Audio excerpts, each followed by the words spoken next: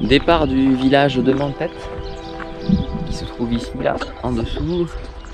30 habitants à l'année, beaucoup plus en été, parce que plein de gîtes ici.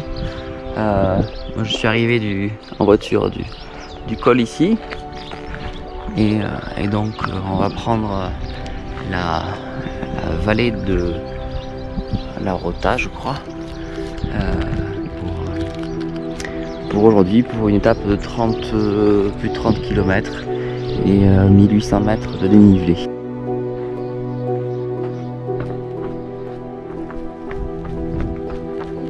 Le départ est sympa parce que il y a vraiment des fleurs partout. On a beau être à mi-juillet, la fraîcheur de la région fait que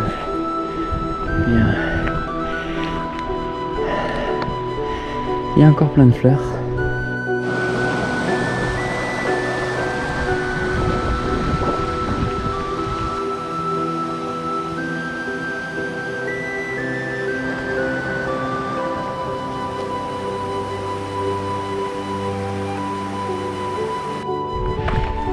Il doit être à peu près 7 heures et vous devriez voir derrière moi le soleil qui se lève sur le village de Mentet.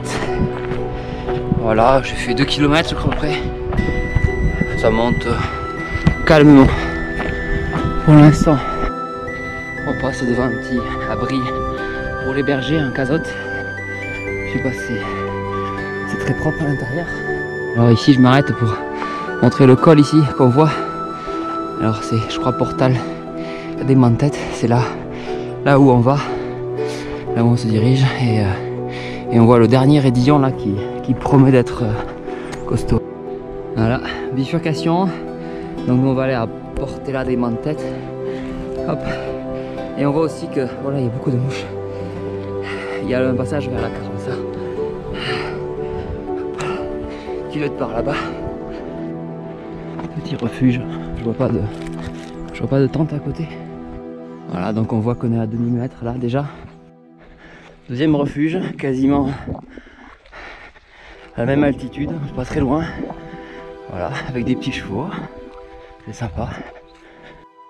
Je viens de parler avec le propriétaire des chevaux là. Et en fait, son chien est à Mentet. Donc il a fait tout le trajet. Il doit y avoir presque 5 km. Hop, et moi je l'ai croisé au niveau du parking là d'où je suis parti.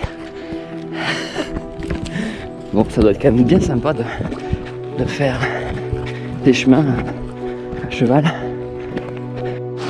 Donc ici c'est le ravitaillement. Ici on a des casques de Jupiter, une des plantes les plus toxiques d'Europe. Et on retrouve encore sur le sous-bois des rhododendrons. Bon, c'est dommage, ils sont pas en fleurs, hein. Mais tout ne peut pas être en fleurs tout le temps. Une énorme fourmilière ici. Voilà le col dont je parlais tout à l'heure avec le raidillon. On le voit là-bas. Par contre, ce que vous devez pas voir, c'est quelque chose de blanc, comme un panneau, je sais pas, au niveau du col. La dernière fois que j'étais passé ici, il y avait des isards là dans les boulis.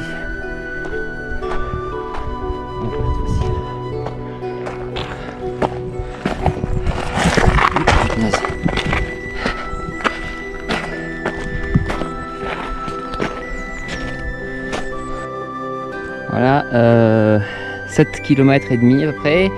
Je suis parti depuis 1h30.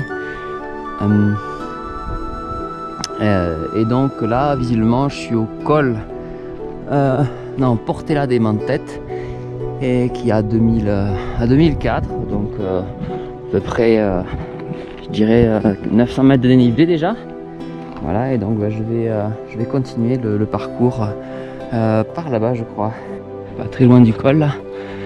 Un petit abri aussi pour se protéger en cas de tempête, j'imagine. Voilà, c'est très agréable à courir parce que je suis pas loin de la crête, donc le chemin est à peu près plat. On a une belle vue. Peut-être que ce qui dépasse à gauche là, c'est peut-être le Canigou.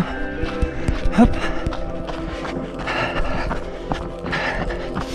Il fait pas encore trop chaud, mais on est à plus de 2004 et il est que 8h30. On sent quand même la chaleur, mais ça va. Alors, je sais pas si vous voyez un contre-jour, mais ils sont pas très loin. Tout un troupeau d'isards. Voilà, donc je viens de faire tout ce parcours là. Hop, c'est une nouvelle vallée. Hop, et donc je continue à aller tout droit. Toujours sur les crêtes, toujours à parcourir un petit peu. Un beau troupeau ici.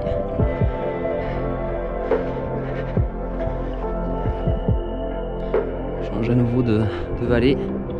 Là il y a un sacré à pic. Je sais pas si vous pouvez voir combien c'est raide.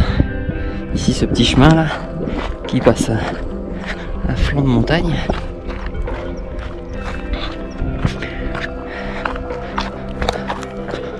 En tout cas c'est très joli ici. Hein.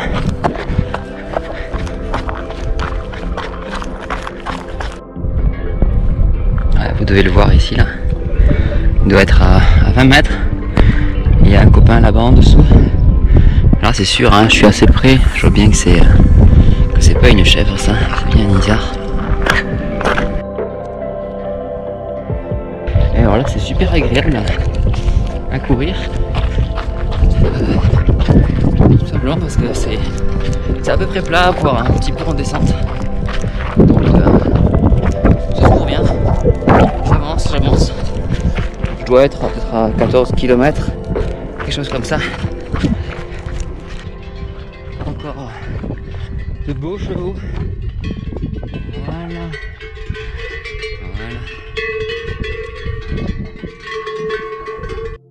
Portilla de Ave, ou des Avettes peut-être plutôt. Voilà, c'est à mi-course. Hop, on bascule de vallée. Donc toujours à 2004 à peu près. Et là je vais commencer la descente jusqu'à peu près 1000 mètres d'altitude. Donc là j'ai 1400 mètres de descente. Allez go. Voilà, ça descend assez fort. Donc on peut courir mais pas très vite.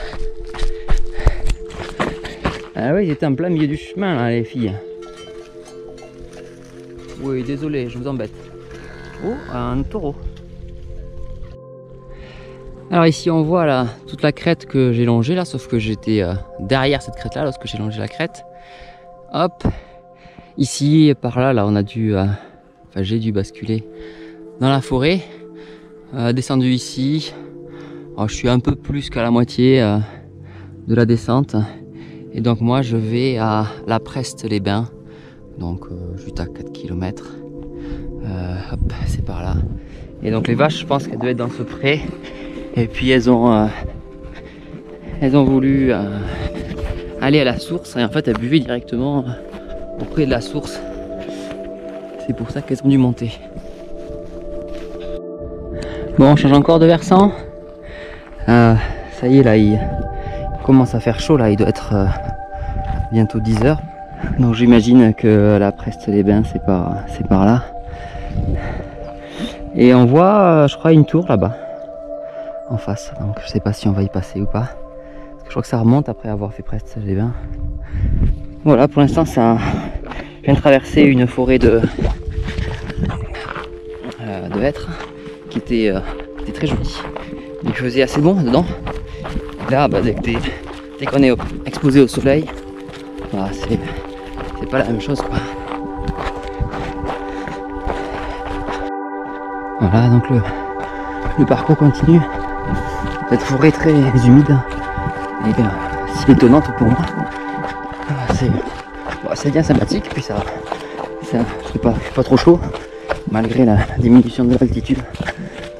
Il y a beaucoup de randonneurs dans le coin, donc on doit approcher de la civilisation, j'imagine. Et aussi il y a beaucoup de sentiers, donc faire attention. à pas se tromper. Moi j'arrive à une ruine où d'ailleurs on m'inspire pas trop confiance. J'ai l'impression que le mur de façade là il est en train de pencher. C'est joli comme coin.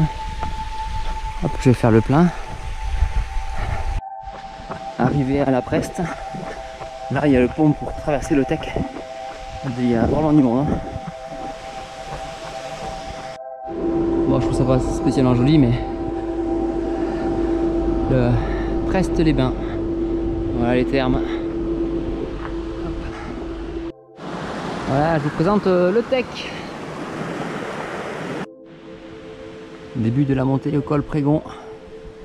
Et je pense que la tour qui est indiquée, c'est la tour qu'on voyait tout à l'heure. Je crois qu'il y a un bon bout là. Peut-être au moins 600 mètres de dénivelé.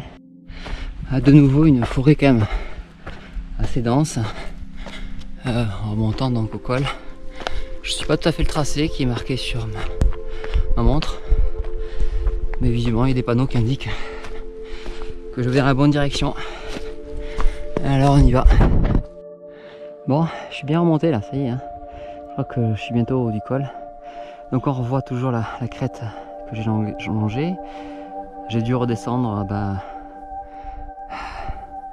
hop là, par là-bas, en gros. Hein.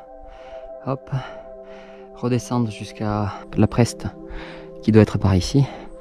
Tout remonter. Là, il me doit me rester juste 150 mètres de dénivelé jusqu'à l'arrivée. Et ouais, bon, il fait bien chaud de remonter. Même si on est à l'ombre, ça monte bien. Et du coup, ça réchauffe. Arrivé au col Prégon. Et là, je vais sûrement me diriger vers le col de les Basses des Fabers. Et là, ça va être en plein soleil là. Ça va pas être chouette. Je crois qu'il y a une marmotte aussi là. Au loin. Je la vois pas. Je profite ici là d'un petit sommet pour faire une vue panoramique. Bon, je pense que la première étape là arrive presque à sa fin. Là, je vais arriver aux 30 km et aux 1800 mètres de dénivelé. Ça va se finir sur la crête là comme ça, un peu en plein soleil. Mais bon, il y a quand même un petit peu de vent donc ça va pas être pire. Voilà, bon, j'avais dit que j'étais presque arrivé.